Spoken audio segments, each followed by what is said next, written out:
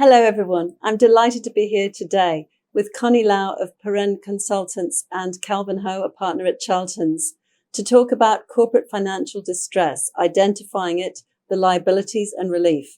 Today's webinar is the first of 3 we're hosting, and today we'll talk about how to identify early signs of financial distress, practical considerations in dealing with them, and potential legal issues that companies should be aware of.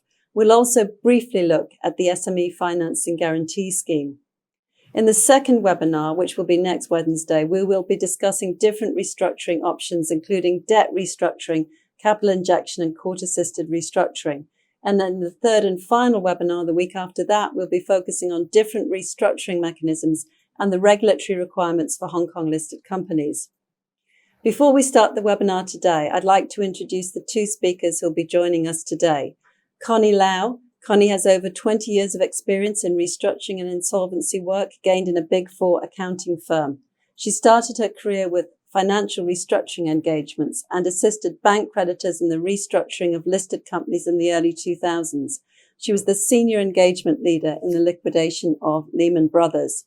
She's currently the managing director of Perun Consultants, which is a boutique firm with offices in Hong Kong and Singapore, specializing in services in the areas of forensic accounting, corporate advisory, restructuring, turnaround, and liquidation appointments.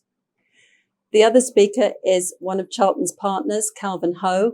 He has over 15 years, excellent, extensive experience in corporate finance and commercial transactions, and frequently advises on restructuring projects in various jurisdictions. Now, over to Connie, who will start today's webinar. Thank you, Julia, for the kind introduction. Good afternoon, everyone, and welcome to this webinar. As Julia just mentioned, the first webinar today is on financial distress. I will start off with giving a brief introduction on what is financial distress. Financial distress is a condition in which a company cannot generate sufficient revenue to meet its financial obligation when they fall due. With that in mind, is financial distress a sign of potential bankruptcy, or is it a sign for companies to take actions with a will to turn around its business performance and strengthen its financial position? We will discuss some tools as to how to turn around the business. Now let's start with what you should look for in order to diagnose whether a company is in financial distress, to determine whether or not some form of business turnaround and restructuring is likely required. In this session, we will talk about the early indicator. What are the early indicators of distress? The first one is shrinking business and industry growth.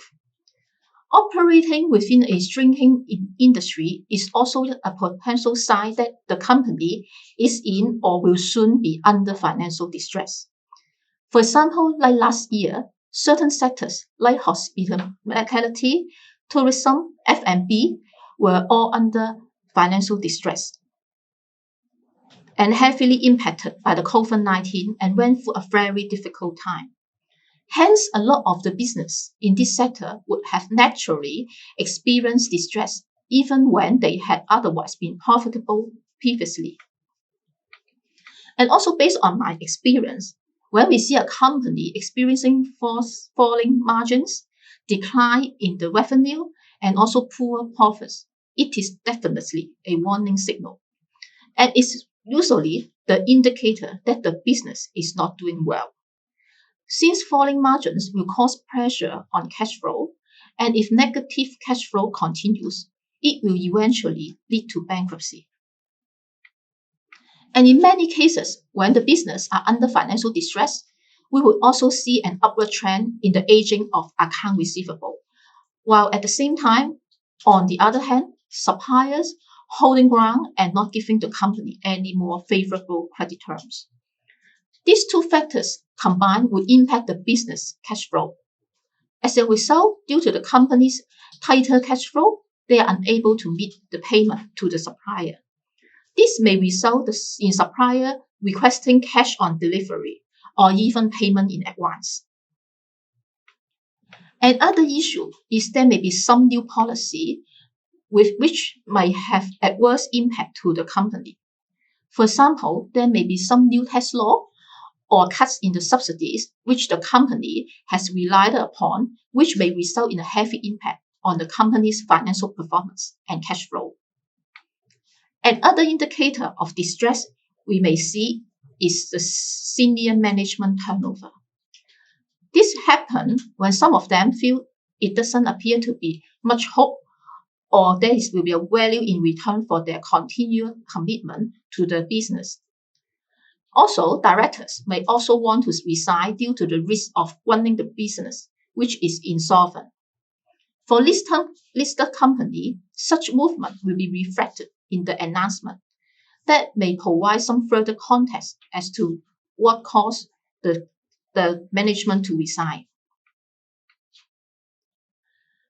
Debt covenants is a risk protection mechanism adopted by many lenders and written in the terms of their loan agreements. If debt covenants are breached, the loans are technically in default, and it would trigger immediate repayment of the loan, which obviously would immediately impact the cash flow and may trigger financial distress. Similarly, any downgrade in the debt rating of a company may lead to additional conditions on the existing loan, as well as making it harder or even more costly for the company to seek new financing. This indicator is particularly important to listed companies because a lot of their debt have a lot of clause guarantee or financial covenants. So if one covenant is breached, then this will likely have an adverse cross effect on other financial instruments, as well as any further impact to other lenders to call on the loan or tighten their financial credit lines being made available to the company and further limit its cash flow. As the company experiences deeper financial difficulties and lender views the business as high risk, they will raise the interest rate on the lending to match the increased risk profile or refuse to extend or refinance the existing loan facilities. Lastly, we find that when the auditor is unwilling to sign the company's account or there is a change in auditor, although this may not be entirely tied to a financial distress, there may be an indicator that some issues identified by the auditor cannot be resolved or agreed with the company's management. In some extreme cases, this issue may be related to fraud having been identified. So in the next session, we are going to talk about what are the potential impacts on the daily operations. So when a company shows various signs of financial distress, what will be the potential impact? There are generally three categories. First, operational impact. Secondly, financial impact. And lastly is the regulatory impact. On the operational impact, as mentioned, the supplier will seek for advance payment or cash on delivery when they see that there is a potential that the company may have difficulties to repay them for the goods or service supplied. If that really happens, then the company will have to reduce their production level because of the purchasing cycle has been disrupted. Also, if there is a change in the senior management and without clear communication, both internally and externally, there may be some confused business strategy, and the existing customer and or employee may lose confidence in the business leadership and the overall direction, resulting in employee turnover. Apart from operational impact, the immediate impact of financial distress would be declining profitability and the negative cash flow.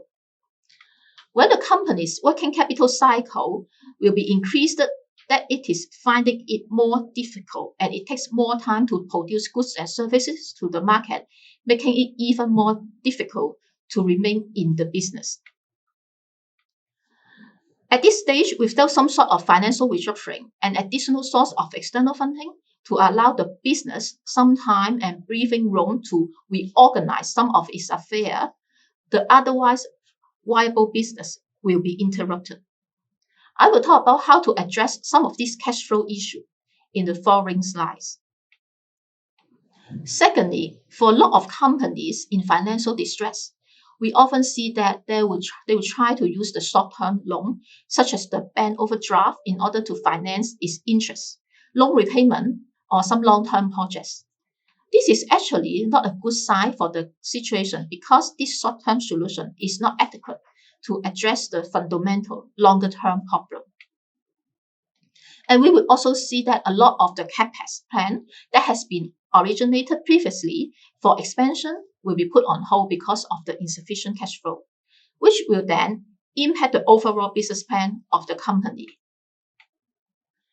And as earlier mentioned already, the breaching of covenants in the loan agreement very often will trigger clause default on other borrowers, which may lead to full immediate repayment of the loan and leading to further deterioration of the financial position of the company.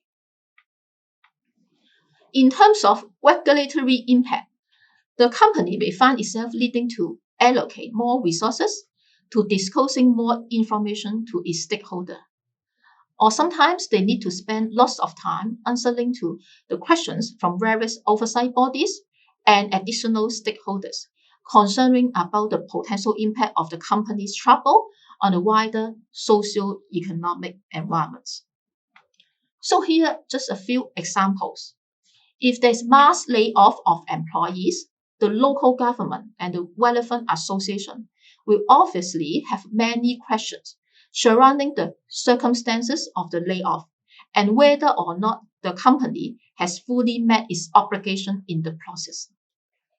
Kelvin will discuss the legal consideration on layoff of employee in more details later. For listed company, the SFC will make inquiries with the company to understand what is going on. There will be some additional disclosure requirement to be met pursuant to the listing rules. There will be further discussed in details in the webinar 3 of this series in 2 weeks' time. This additional disclosure operation would similarly apply to any private enterprise where the shareholders or strategic investor are not involved in the day-to-day management of the business, so to allow them to understand the current difficulties and the value and prospect of their investments. When things go wrong, stakeholders will also be concerned as to whether there is proper corporate governance in place. This will also take up a lot of management's resources to respond and also to further address any issue that may arise. So, when the company experiences any of the above signs of financial distress and resulting impact on its daily operation, management can take some of the following action to turn around the business. The first step management can do is to try to assess the viability of the business and have a better understanding of the short-term cash requirements.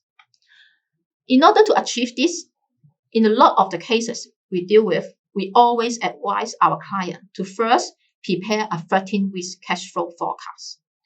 The reason why this is so important is because usually receivable and payable have a 90 days payment cycle.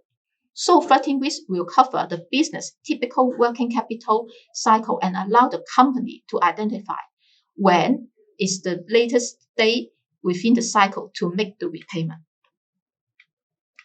In this slide, this is a typical example of a 13-week cash flow forecast we would prepare for the client. And as you can see, by week 5, ending on the 9th of April, the company is forecast to have a negative cash balance. It is very important for the management to start with such a 13-week cash flow forecast and then to identify which item you can adjust in order to improve the situation. For managing the cash inflow, you would seek for initiative that could bring in cash earlier than you forecast based on the existing trading terms. For example, to accelerate the collection of receivable, you may offer a discount to the customers to incentivize them to make an earlier payment and get the cash in at an earlier stage of the working capital cycle. Should there be any refund due to a customer, instead of paying them cash, consider negotiating for net off against any receivable due from the same customer. This is a simple initiative that does not cost the customer much and shouldn't be granted if they themselves a lot experience cash flow problems. In terms of managing the cash outflow, you can see for this company there are many items of forecasted cash outflow. The main inquiry to be made is, are these cash outflow all necessary? Is there a way for the payment to be deferred? Or is there any room to negotiate for a payment holiday? Is there a receivable deal that can be net off from the same party? Any payment, such as rental and lease contract, due for renegotiation or within a window that can be renegotiated? All of these initiatives would help to improve your cash flow, at least to give you some more time and breathing space in order to survive the difficult situation and not let the situation to further deteriorate. So in a nutshell, there are 3 key areas or targets that we want to achieve through the working capital management. They are operational, financial, and strategic. First of all, in terms of operational, we are trying to help the company to improve the speed of cash collection. Secondly, we will also help the company to identify the areas for cutting payroll by reducing the headcount to improve the cash flow situations. Also, delaying some of the suppliers' payment in order to defer some of the cash outflow. Liquidating inventory is another option to get more cash in. In some situations, the company's management should consider whether it is an appropriate time to sell some of its non-core business or asset as a further initiative to generate cash. Secondly, in terms of the financial element, apart from the general traditional bank financing, the company may also need to seek additional funding source and also start negotiation with the existing creditor on debt rescheduling or refinancing in order to improve the cash position. In some of the situations, the management would need to think more strategically, whether it is the time they need to attempt a consensual informal workout or have a scheme of arrangement. In some of the jurisdictions, a soft touch PLs would be another option for the corporate restructurings. In the market, there is a lot of these strategic restructuring investors who are willing to provide some additional funding to help the company to turn around the situation for return depending on the risk profile of the investment. If restructuring or selling the business is not a viable option, the management may need to decide if they should file for bankruptcy. If there's some potential value of the business, the management should also consider seeking a buyer or strategic investor to buy out the business. There are some key items leading to a successful turnaround of the business. First, to start the negotiation with the key stakeholders as early as possible. First of all, the company must identify who are the key stakeholders and what are their attitudes like. These include shareholders, creditors, both financial and trade creditors, customers, and employees. I would strongly advise any companies in financial distress to start communications with this stakeholder as early as possible when there are indications of financial distress, so as to get a sense of what their attitude are like. What has the relationship with this stakeholder been like, and are they likely to support the company? And for example, is there a chance you may negotiate with the supplier to obtain some favorable trading terms? Is there room for price adjustment? Can the customer commit to larger order volume?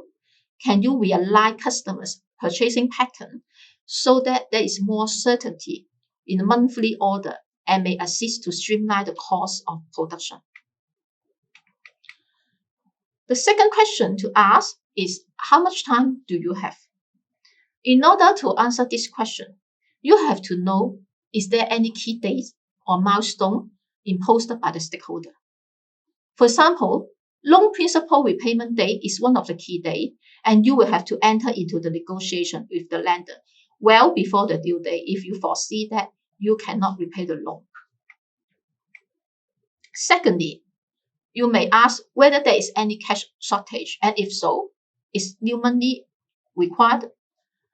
After you have prepared the 13-week cash flow forecast, you will have a better idea of how the cash flow look like in the next 3 months and when there is a cash deficit.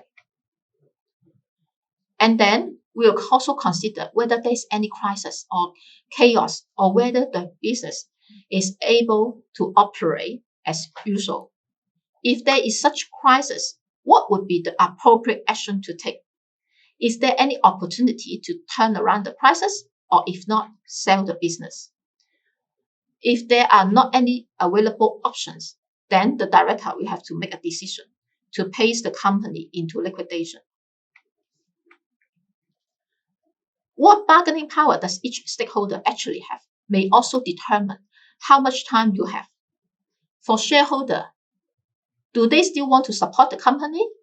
For creditors, are they still willing to provide further financing or to renew the loan?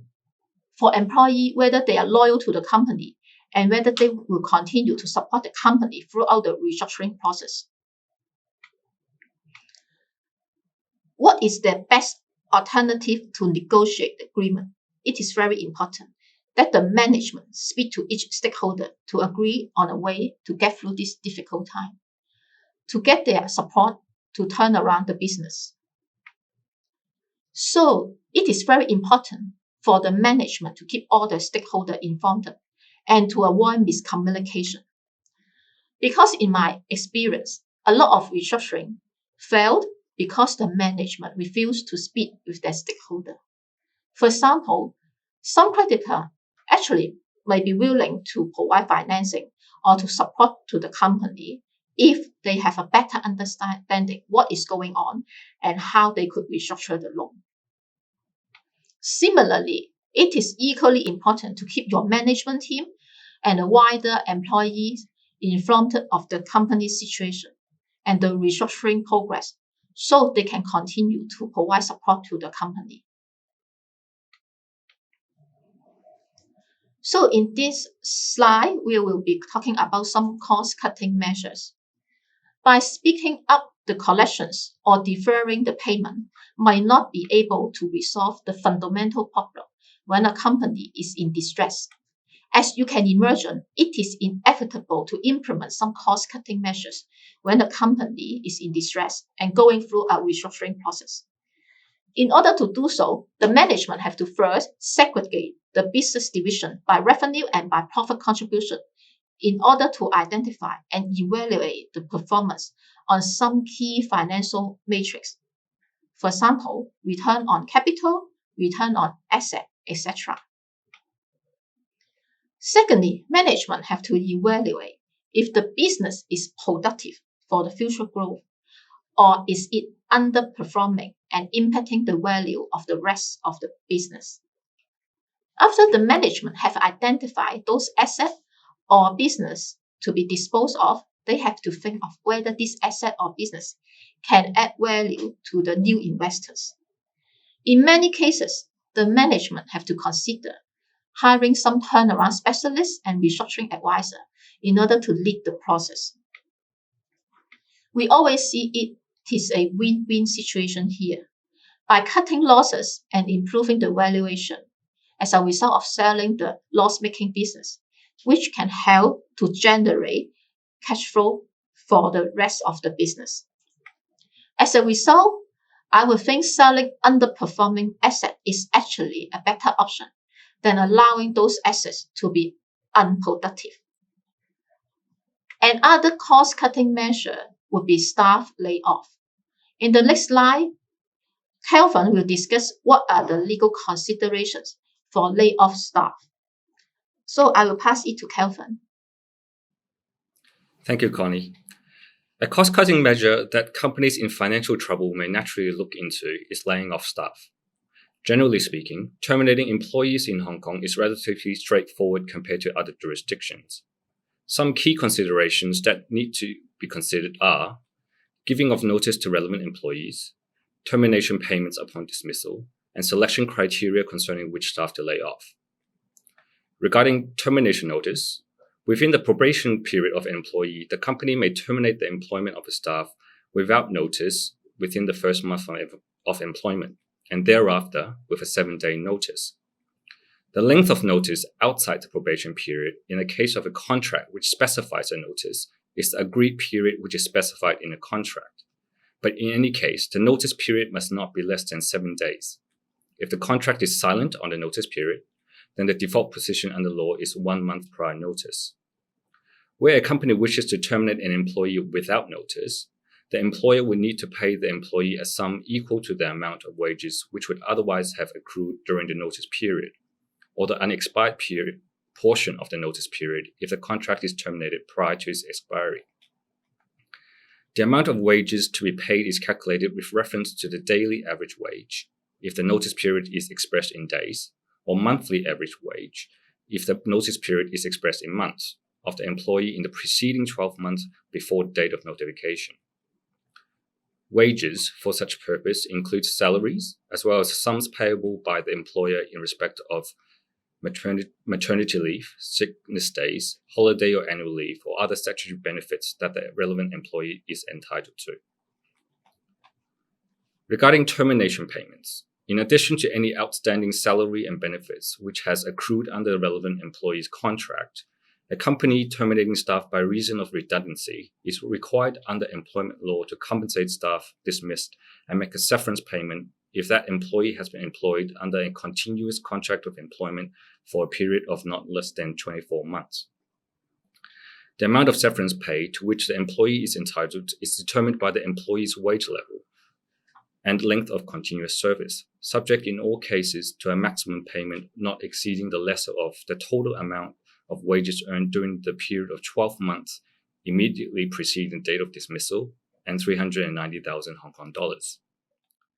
In brief, a severance payment entitlement in the case of a monthly rated employee is calculated by allowing each year of employment under a continuous contract and pro rata in respect of any incomplete year, the lesser of 2/3 of the employee's last full month's wage and 15,000 Hong Kong dollars being 2/3 of a monthly wage of $22,500.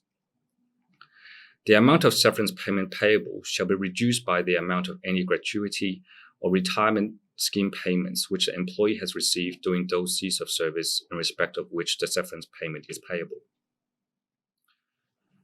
When making decisions to lay off staff, companies should be careful when determining the selection criteria in picking which staff to lay off. This could be challenging and, if mishandled, may have adverse impact on the morale or work efficiency of existing employees, or give the leaving employees a sense of unfairness, or in some extreme cases may lead to lawsuits for discrimination. These potential adverse outcomes could further damage the distressed company from operational and financial perspectives. As such, some companies may determine to use relatively objective selection criteria, such as the last hired, first fired rule. However, sometimes newer employees bring certain skills that the company may wish to retain, and junior staff may be more cost-effective in handling more mundane work than senior staff, and therefore other selection criteria may also be considered. For example, under the merit-based selection criteria, for each rank of employee, the company would retain those with better performance and let go of those who are underperforming. This is sometimes a preferable criteria as it incentivizes productivity, but care must be taken to ensure that the evaluation is carefully structured and implemented to eliminate potential inaccuracies when measuring performance or a sense of bias. For example, performance indicators could be easily manipulated or tempered by HR staff. Under the skills-based selection criteria, the company would retain employees the skills of which are considered to be more valuable to the organization, instead of merely evaluating their pre-structuring performance. An obvious downside is that the evaluation could be difficult, as skills are difficult to quantify and may not be evaluated objectively. Some other factors that may be relevant when determining which staff to lay off include staff loyalty, importance in preserving client relationship, as well as importance of the functional business line in which a relevant staff is engaged. For example, a global bank seeking to refocus its wealth management business in Asia may consider reducing its workforce in North America whilst hiring more private wealth management personnel in Asia. Whichever selection criteria is used, it's important that the process is fair, non-discriminatory, and properly managed to avoid business disruption and litigation risks. I will now pass the floor back to Connie to discuss options for reducing debt burden as well as for raising capital. Thank you, Kelvin.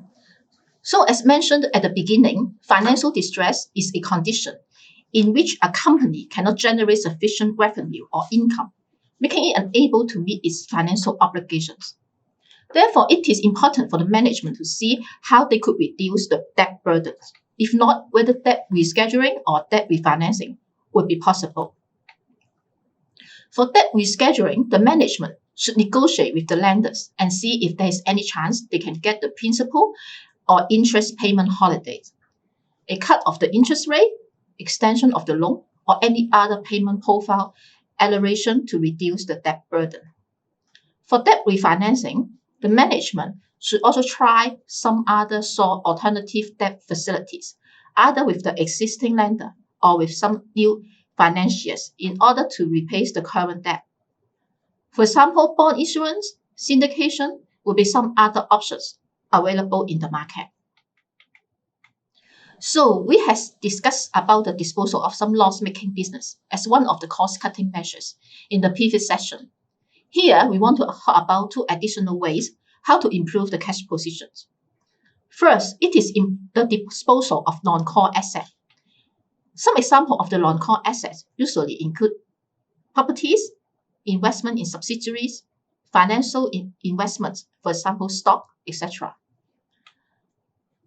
Including non-core assets in the core business might impact the business valuation and equity funding. These assets sometimes don't have synergy to the core business. The exit strategy very much depending on the liquidity requirement of the business, marketability of the non-core asset, and the proposed restructuring plan. Another way of improving the cash position would be the factoring of receivables. By doing so, the company can utilize upfront cash to pay the suppliers to ensure continuous supply or available discount. This is especially beneficial if the contracts are with the government, as the rate of default in payment is low. It also helps to reduce the collection costs and overhead on one hand, but bear in mind there could be some fees charged by the financier who provide the facilities. Next slide, I would also like to introduce some equity financing options in order to raise the capital. This sort of funding is available for companies which have a turnaround story. Different funding sources are available based on the listed or unlisted status, quantum of investment, and the stage of restructuring the company is in.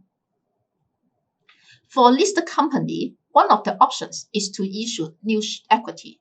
If distress is identified at the early stage, fresh shares can be issued. Advantage of the above is transaction certainty and may be assured, but on the downside, existing shareholder right may be diluted. There is also another option, which is preference share, where there is no dilution of the existing shareholders.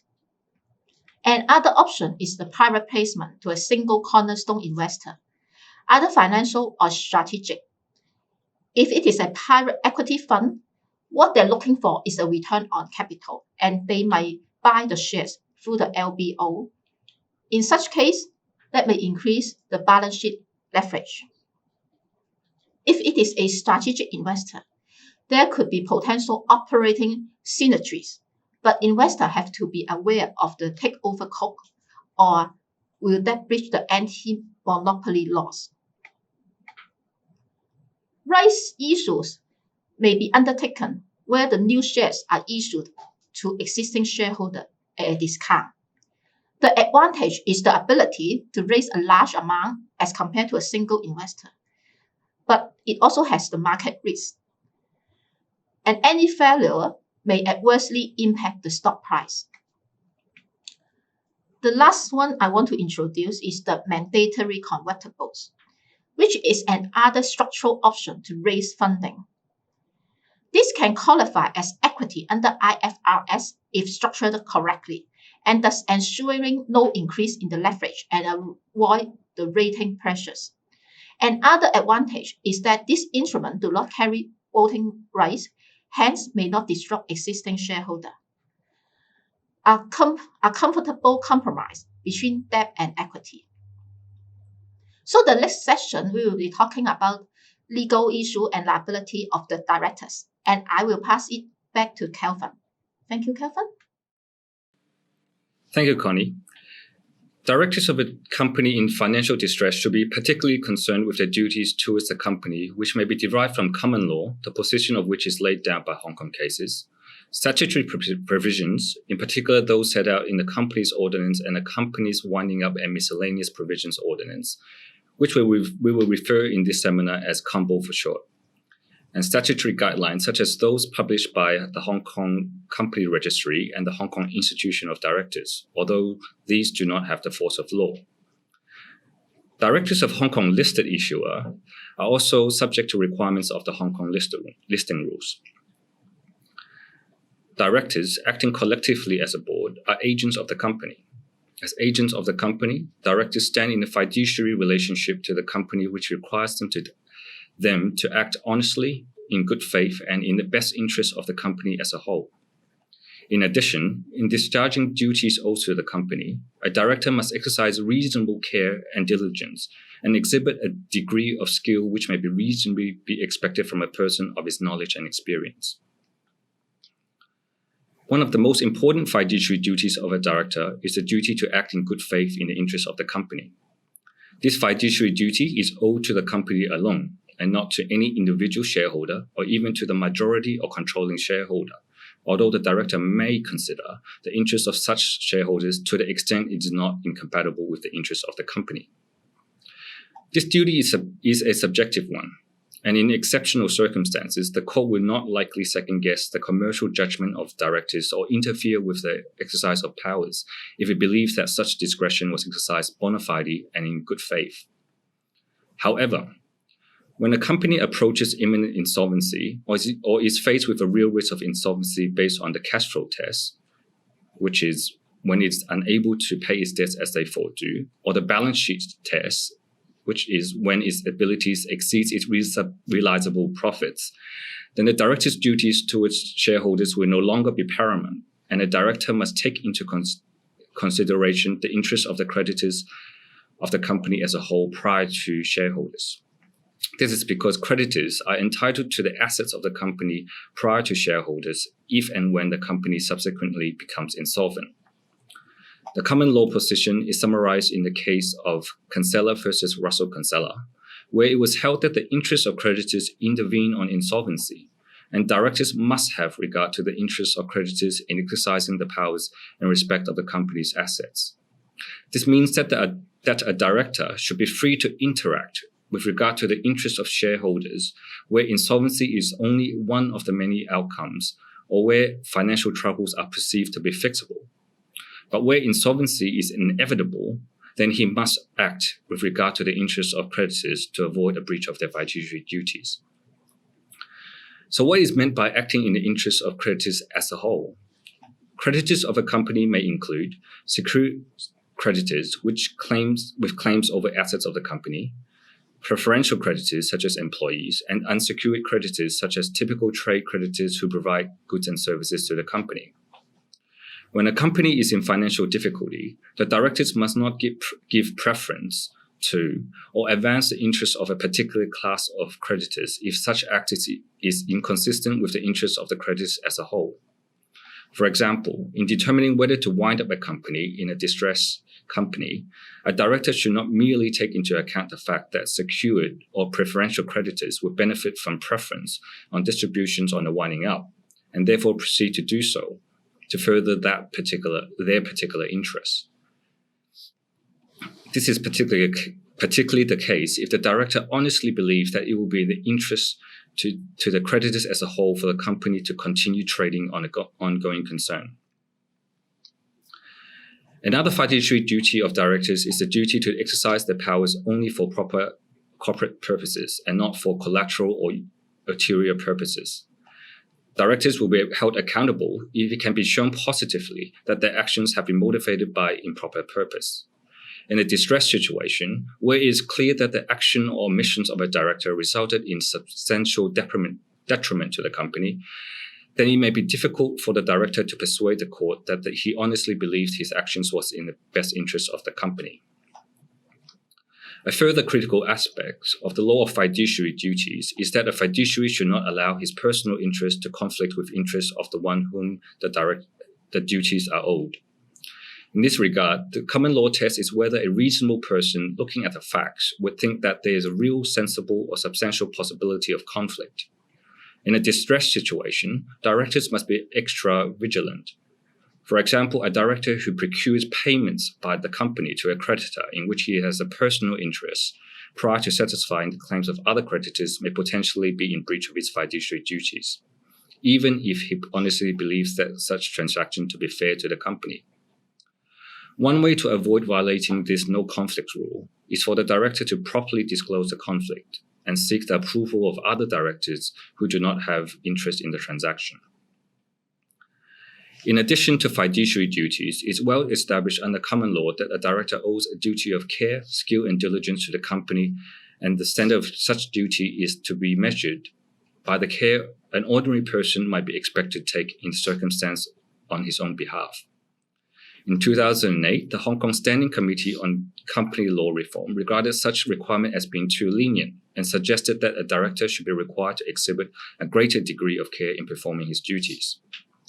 This led to the codification of the duty of care under Section 465 of the Companies Ordinance, which requires directors to exercise such care, skill, and diligence that a reasonable diligent person with general knowledge, skill, and experience expected of a person carrying out the function of a director would be expected to exercise, and in particular with reference to the general knowledge, skill, and experience that the director in fact possesses. This means that a director cannot simply rely on his or her inexperience, inadequacies, or ignorance as justification for a breach of his duty of care if the relevant knowledge, skill, and experience is expected of him as a director of the relevant company.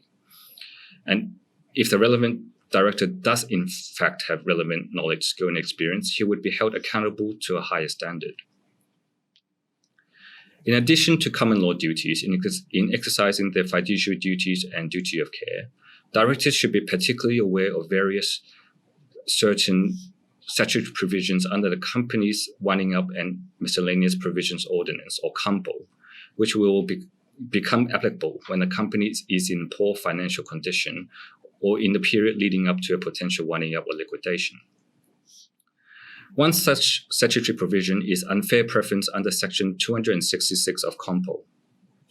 In the context of a liquidation or winding up of a company, the general principle is that the creditors should be treated fairly and equally, and this would typically mean that they should be entitled to pari passu, or equal distributions of the company's assets and properties.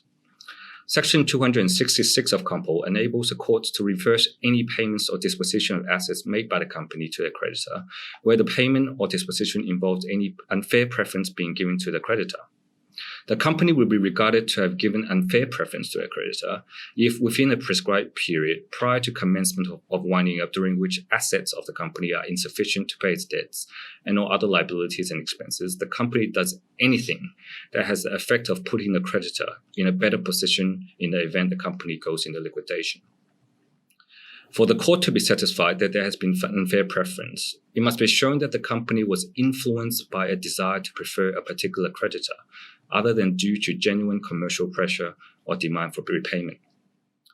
Where the relevant creditor is connected with the company, for example, where the creditor is a director of a company or their associate, which by definition includes their spouse, relative, employer, or a company in which they hold more than 30% voting power, or where the creditor is an associate of the company itself other than due to being an employee only, then it is presumed, unless contrary is shown, that the company has been influenced by the desire to give such connected creditor preference. Liquidators in a winding up are empowered to review transactions which took place in the 6 months before commencement of winding up to see whether any of them constituted unfair preference in order to apply for the court to invalidate them. If it appears that unfair preference has taken place in favor of any person connected with the company, such as a director or his associates, then the applicable period is extended to 2 years prior to commencement of winding up. The court may also compel a director who wrongfully procured payments involving unfair preference to restore the money to the company. As such, directors of companies in financial distress should be careful when determining any repayment of debt, especially if relevant debt related to himself or any connected person of the company. In determining whether a director should be held personally liable, the court may examine the state of mind of the relevant director.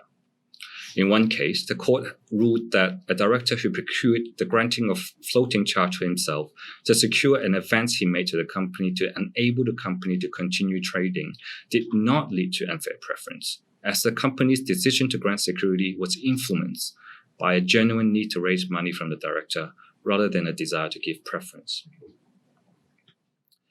A further statutory provision to the company nearing a winding up is Section 265D of COMPO, under which a liquidator has the power to apply to the court to set aside or void any transactions entered into at an undervalue during the period of 5 years prior to winding up of the company.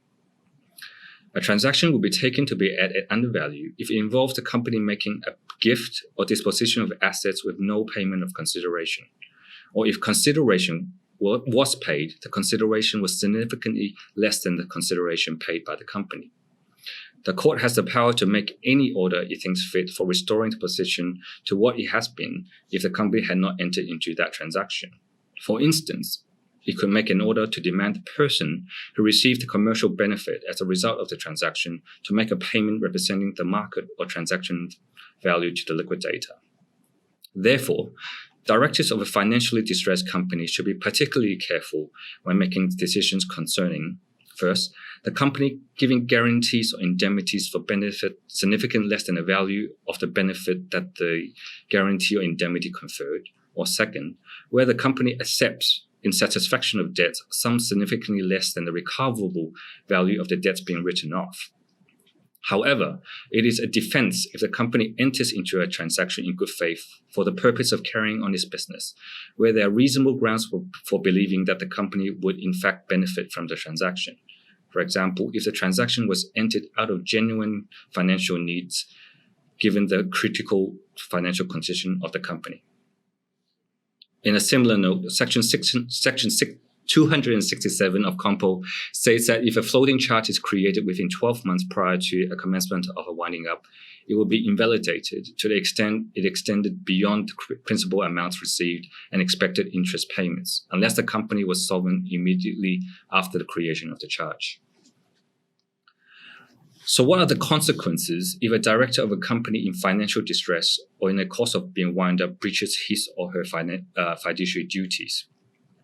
In brief, the director may be subject to civil and criminal liabilities, unfair preference petitions, derivative actions from minority shareholders, or adverse orders from courts or regulators which might affect the director's reputation and ability to act in the company or other entities. In terms of consequences under statute, the following may be particularly relevant. Under Section 275 of COMPO, in the course of winding up of a company, a director may be personally liable if the director knowingly carried on any business of the company with the intent to defraud its creditors or for any fraudulent purposes. The receiver, liquidator, creditor, or any contributory to the company may apply to the court to make an order against the director and make him personally liable without any limitation of liability for all or any of the debts and liabilities of the company. In more serious circumstances, the director may also face criminal liability and could be sentenced to a fine and imprisonment. This section applies to solvent and insolvent liquidations. The key element of this section is fraudulent intent, which is often considered as difficult to prove, as in many cases it is subjective whether a director had been dishonest. For instance, there is no intent to defraud if the director genuinely believes that the financial difficulty difficulties of the company can be overcome, but in fact the director misjudges the prospects of the company. Similarly, repaying debts to one of the creditors, believing that a company can satisfy all the creditors' debts in the future, is not fraudulent trading. On the other hand, if a director has realized that the company has no prospect of recovery, but still deliberately incurred debts knowing that it can never be repaid, this is technically fraudulent trading. As such, it is often difficult to prove the mental state of a subjective intent to defraud as compared to honest misjudgment. There are therefore very limited number of cases of fraudulent trading in Hong Kong. Another statutory provision of relevance is Section 276 of COMPO, which provides a summary procedure for liquidators, creditors, receivers, or contributory to obtain compensation from past and present directors of a company being wound up for misfeasance, where in the course of winding up of the company, the relevant director has misapplied, retained, or become liable or accountable for any money or property, or has been guilty of any breach of duty or breach of trust, which is actionable at the suit of the company. The court has wide discretion to give orders. For example, it may compel the director to repay or restore the money or property with interest at such rate as the court thinks fit, or to contribute such sums to the assets of the company by way of compensation. Further, under Section 168H of COMPO, a director who have failed to discharge his duties and responsibilities towards a company which has become insolvent whilst he was a director may become subject to a disqualification order, which bars him from serving as a director for a period of up to 15 years if the court is satisfied that his conduct as a director of that company, either alone or with a director of any other companies, makes him unfit to be concerned in the management of a company. In deciding whether a director is unfit to be concerned in the management of a company, the court will consider various factors prescribed in the ordinance, including whether the director has breached his fiduciary duties or other duties, and whether the director has misapplied properties of the company. In addition to statutory remedies, a director may also be subject to claims under common law principles.